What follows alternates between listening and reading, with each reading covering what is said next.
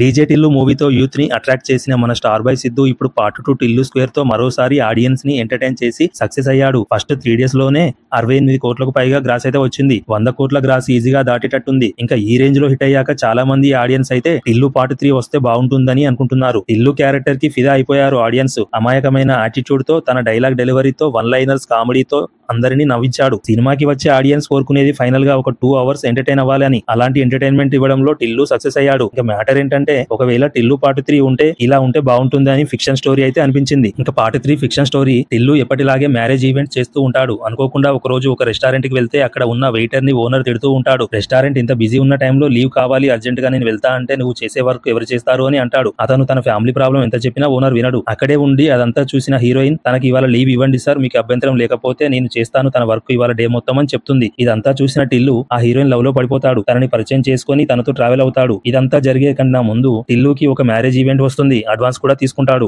Next తను advance తీసుకున్న marriage day వచ్చేసరికి హీరోయిన్ బెంగళూరు వెళ్ళాలని చెప్పి వెళ్ళిపోతుంది. నెక్స్ట్ డే మ్యారేజ్ కి వెళ్లిన టిల్లు పెళ్లి కూతురిని మండపానికి తీసుకెళ్లడానికి తన కార్ లో వెళ్తాడు. పెళ్లి కూతురు కార్ ఎక్కి కొద్ది దూరం బ్యాండ్ తో వెళ్తారు. అప్పటి వరకు పెళ్లి కూతురు ఫేస్ చూడడు టిల్లు. ఇంకా మండపానికి వెళ్ళాలి మేడం, టైం అవుతుంది, ఇలా బ్యాండ్ తో వెళ్తే లేట్ అవుతుంది, మీరైనా చెప్పండి వాళ్ళకైనా టిల్లు అని వెనక్కి తిరిగి చూస్తాడు. అలా వెనక్కి తిరిగి చూసేసరికి పెళ్లి కూతురు గెటప్ లో హీరోయిన్ ఉంటుంది. ఒక్కసారిగా టిల్లు షాక్ అవుతాడు. మనం లవ్ చేసుకున్నాం కదా, నన్ను లవ్ చేసి మళ్ళీ ఈ పెళ్లి ఎట్లా చేసుకుంటున్నావు, నువ్వు బెంగళూరు వెళ్ళావు కదా, మళ్ళీ ఇక్కడ ఉన్నావేంటి, అసలు ఏంటి ఇదంతా అని అడుగుతాడు. అప్పుడు పెళ్లి కూతురు, నువ్వు అనుకునే అమ్మాయిని నేను కాదు, నీ లవర్ వేరు నేను వేరు అని చెప్తుంది. నాకు ఈ పెళ్లి ఇష్టం లేదు, నన్ను 1 month నుండి రూమ్ లో పెట్టి లాక్ చేశారు, తప్పించుకోలేని సిచ్యువేషన్ లో ఉన్నా, ఈ పెళ్లి జరిగితే నా పేరు మీద ఉన్న ఆస్తి మొత్తం మా మామయ్య వాళ్ళకి వెళ్ళిపోతుంది, బలవంతపు మ్యారేజ్ చేస్తున్నారు అని చెప్తుంది. తన పేరెంట్స్ చిన్నప్పుడే పోయారని చెప్తుంది. ఇదంతా విన్న టిల్లు, అక్క ఇప్పటికే నాకు 2 దెబ్బేశారు, మళ్ళా నువ్వు తయారయ్యావా, రాధిక రాదు లిల్లీ లొల్లి పోయింది అనుకుంటే మళ్ళా నీ పంచాయతీ ఏంది మధ్యలో, అయినా నేను నిన్ను ఎస్కేప్ ఎందుకు చేయాలి, నువ్వు ఏమన్నా నా లవర్ వా అని తన లవర్ కి కాల్ చేస్తూ ఉంటాడు. కలవదు. వెంటనే పెళ్లి కూతురు ఇలా చెప్తుంది, తన కాల్ కలవదు అని. తనని నా బాయ్ ఫ్రెండ్ బెంగళూరులో కిడ్నాప్ చేశాడు అని చెప్తుంది. నన్ను సేఫ్ గా బెంగళూరు కి తీసుకెళ్తే